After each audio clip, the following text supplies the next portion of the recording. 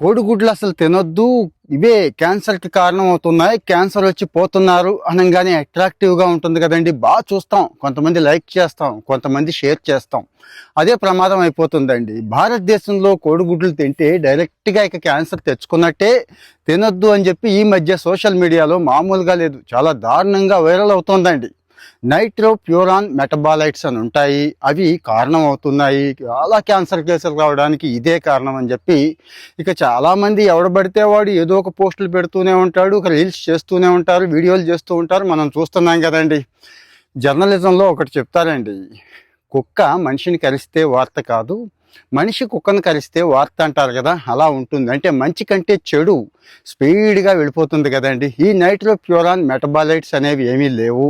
అంటే భారతదేశంలో కోళ్ల పరిశ్రమలో కోళ్ల దాణా కానీ కోడికి పెట్టేది అదే కదండి, దాణా రూపంలో పెడతాం, లేకపోతే వ్యాక్సిన్స్ అవి వేస్తారు కదా, మందులు వగేరా యాంటీబయాటిక్స్ అయ్యో ఇస్తారు తప్పించి ఇవి ఎప్పుడో నిషేధించేసాం. ఇది మన దేశంలో కాదు, వేరే చోట్ల అని చెప్పి FSSAI భారతదేశంలో ఫుడ్ సేఫ్టీ చూసేది వీళ్ళే, ఫుడ్ లైసెన్స్ ఇచ్చేది వీళ్ళే. భారతదేశ వ్యాప్తంగా మేము మొత్తం కూడా పరీక్షలు చేసాం, ల్యాబ్స్లోకి పంపించాం, స్టాండర్డ్ ల్యాబ్స్లో టెస్ట్ చేశాం కాబట్టి కోడిగుడ్డు గురించి భయపడక్కర్లేదు అంటున్నారు. అసలే మనలో అంతంత మాత్రం విటమిన్స్, ప్రోటీన్స్ మీకు తెలుసు. ఆ గుడ్డు కూడా తినటం మానేస్తే మన వాళ్ళ పరిస్థితి ఇంకా ఘోరంగా ఉంటుందండి. మీకు తెలుసు కదా ఏం తింటున్నారో. సో దయచేసి ఇలాంటి చెడు వార్తలు ఏమీ నమ్మొద్దు. ఇది చాలామందికి నచ్చకపోవచ్చు ఇలాంటి సమాచారం, కానీ వాస్తవం కదండి. వాస్తవాలను మనం చెప్పుకోవాలి. అలాగని నేను ఎవరిని కోడిగుడ్ల పరిశ్రమ ఇబ్బంది పడకూడదని చెప్తున్నాను తప్పించి నాకేమీ ప్రత్యేకమైన కోడిగుడ్ల పరిశ్రమ మీద, పలానా కంపెనీ మీద ప్రేమే ఉండదు కదండి. సో దయచేసి ఇలాంటి సమాచారం ఉపయోగపడుతుంది.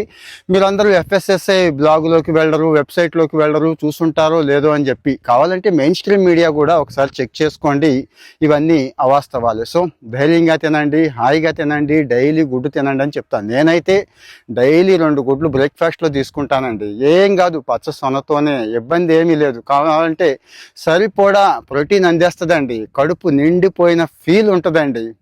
ఇంకా ఎందుకు మరి మల్టీ విటమిన్ ట్యాబ్లెట్ అని గుడ్డును అన్నారో తెలుసు కదా, అన్ని విటమిన్స్ ఆల్మోస్ట్ ఆల్ అందేస్తాయండి. సో దయచేసి మీరు కూడా గుడ్డు తీసుకోండి అనే చెప్తున్నాను. అంటే నాన్ వెజ్ తినని వాళ్ళు, శాకాహారుల గురించి కాదు, మిగిలిన వాళ్ళ కోసం చెప్తున్నాను. గుడ్డు మంచిదే, ఎప్పుడూ మంచిదే, ఇప్పుడు కూడా మంచిదే, ప్రమాదం ఏది లేదు అని చెప్తున్నాను.